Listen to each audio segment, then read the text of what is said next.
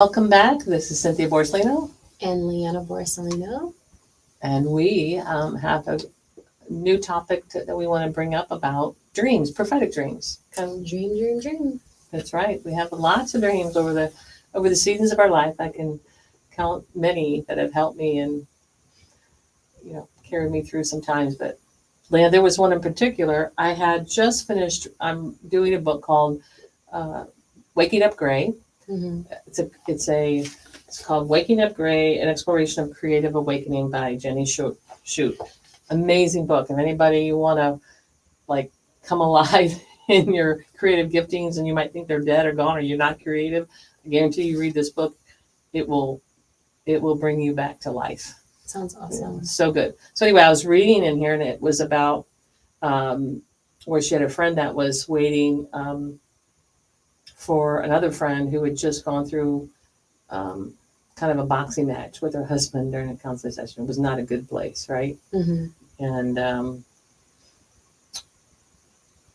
her friend said, "Hey, I need you to take me home." And she's like, "No, I'm not going to." She was in tears and she didn't want to have to deal with her other friend because she just came out of that boxing match, right?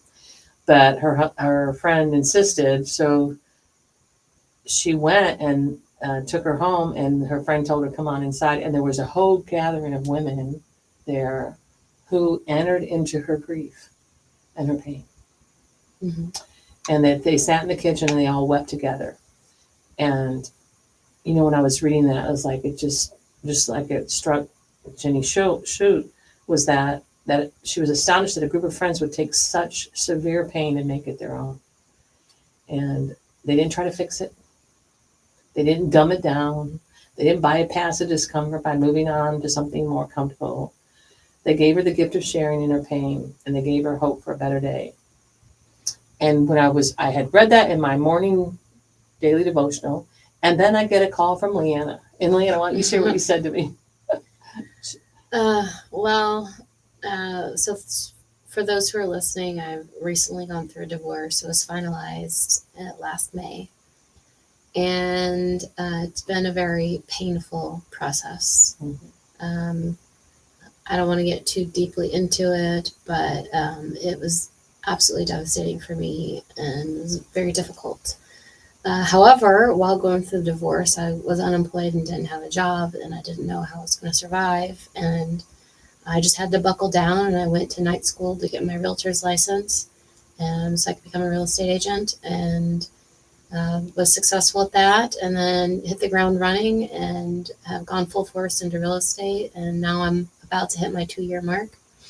And with real estate, coming up at end of February, early March, and I'm doing very well. But a lot of that means I have to, I got to be on my game at all times, and I need to be strong for my kids. And there's not really a lot of moments or time for me to grieve, and so it's hard. I'm not saying that I don't have support, but and I do, absolutely do.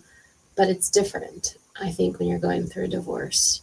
And so, because you're expected to be strong or whatever that is. And so I haven't really cried about my divorce. I mean, I cried during it because I did not want it to end. I wanted to fight for my marriage as much as I could. But I think once the divorce was finalized, I haven't cried at all. And I had a dream. I still haven't cried. Yeah.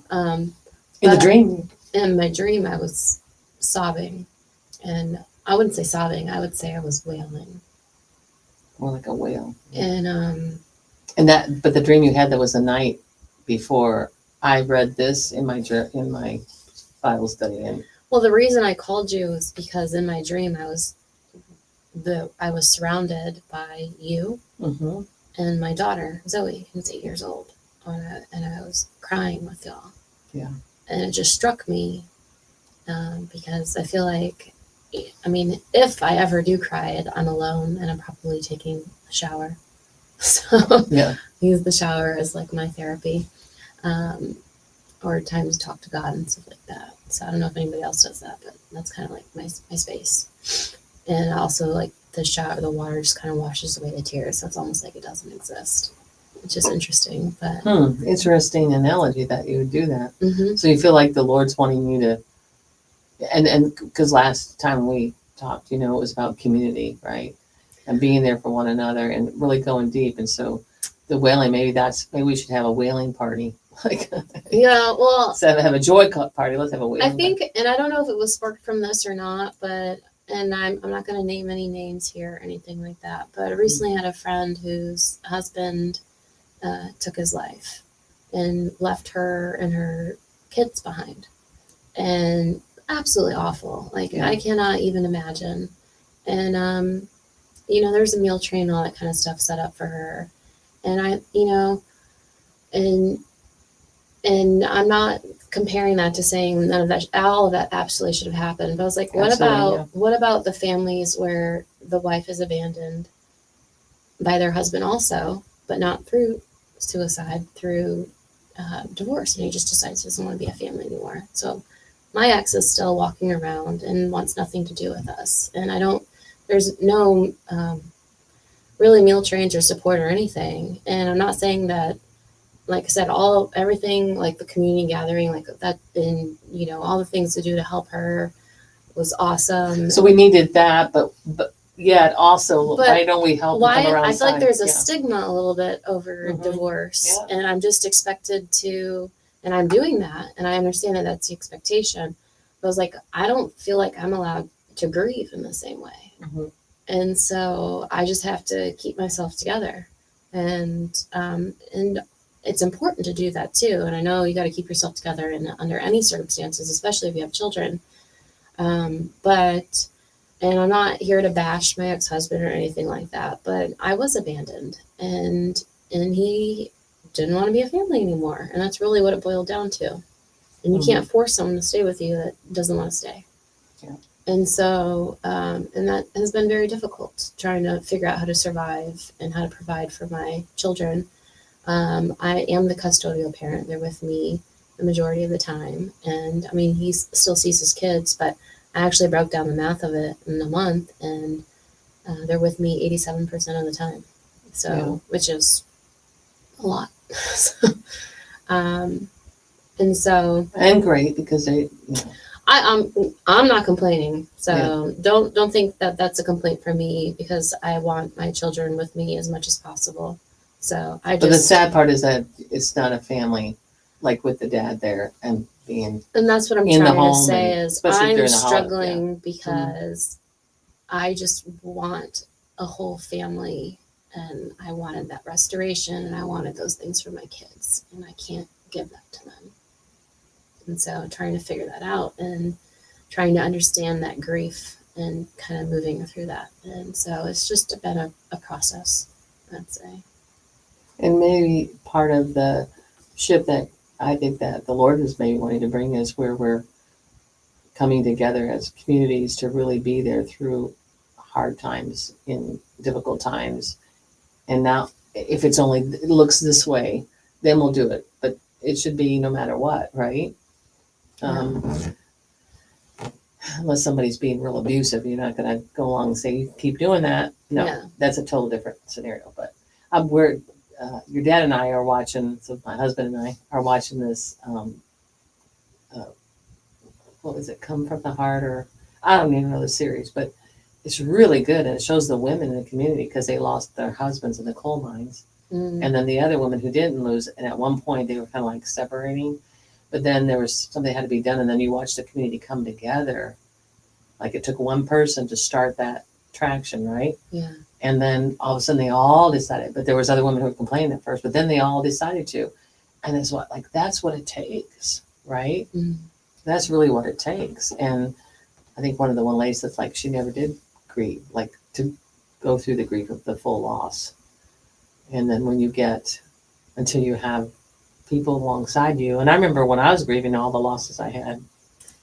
Well, it's hard to grieve when you have to stay busy. Like I said, I got to keep the roof over my kids' heads, so I work a lot. A lot of nights after I put my kids to bed, I sit back down and I work, and I don't stop until I pass out at my computer. Yeah. So I don't really watch a lot of television, because I don't have community or someone. I like to watch shows and talk about them and discuss them. And if I have no one to discuss with, it feels depressing for me.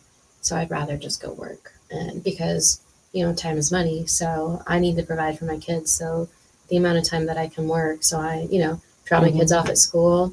I buckle down. I pick my kids up. I try to be a mom, stay in the moment. And then when they go to bed, I go back and I work some more. I'm not sure if that's fully healthy because, like I said, I'm not giving myself space to grieve. Yeah, and I think, is there fear of grief? Like I used to think if I started crying, I would never stop. Well, I think that I get headaches when I cry, so I don't like to cry because it just makes me, in my mind, it's not a relief. I feel like some people, when they get a good cry, they just feel so much better. When I cry, like my head hurts.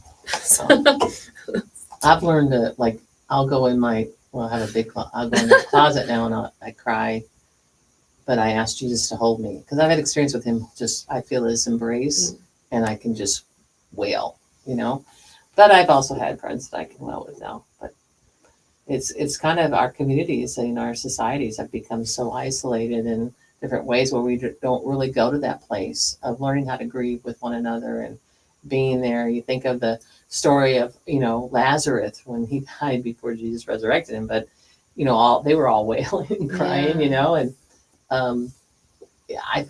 I sense that's kind of, we're created for community, just like the orchard and for good fruit to come out of it. And so maybe, kind of seek the Lord to say, where is it and with whom do you want me to open up to grieve with, right?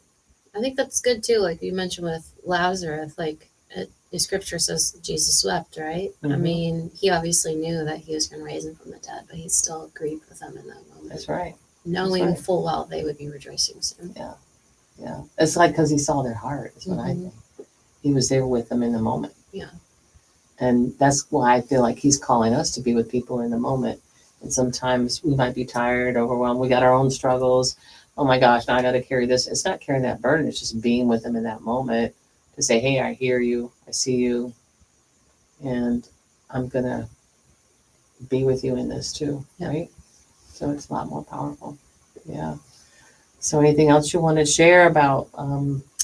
No, I think dreams are powerful for revealing, things that are sometimes hidden that we're not slowing down to take the time to recognize. Mm-hmm. So I think we get back to dreams. Yeah.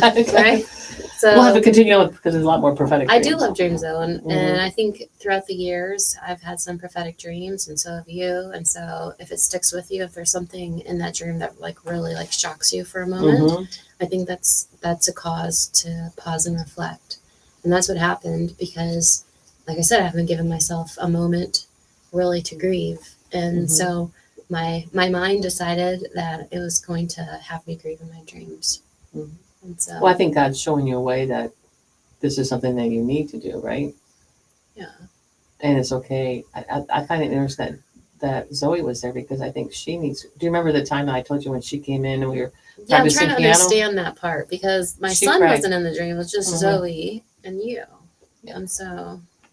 But she let me hold her one time. I said, what's going on? And she was just like, my daddy will not be in our home anymore. I'm losing my dad. And that's how she looked at it. And I just told her, I said, well, he's still going to be your dad, right?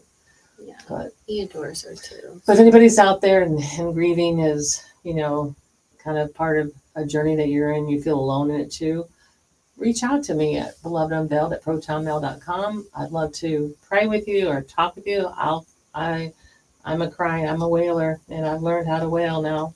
It doesn't, I'm not afraid of it anymore, and I want to take it on the way the Lord wants to too, right? And then see where he wants to take it from there. But thanks for listening. Thanks for having me today, Mom. Thanks for sharing.